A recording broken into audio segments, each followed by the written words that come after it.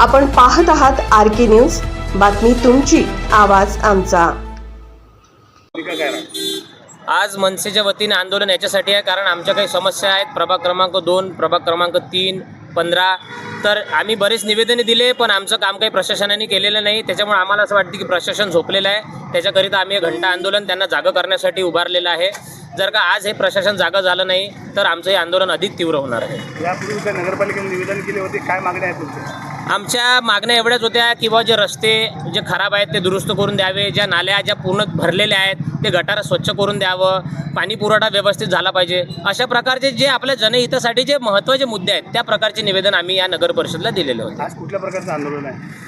आज आंदोलन फक्त या प्रशासनाला जागा करण्यासाठी आहे। अजून आम्ही त्याची तीव्रता एवढी नेलेली नाही आहे। जर प्रशासन नाही जागा झालं तर मग मात्र आम्हाला तीव्र करावं लागेल। RK न्यूज चॅनलला लाईक करा, शेअर करा आणि सबस्क्राईब करा।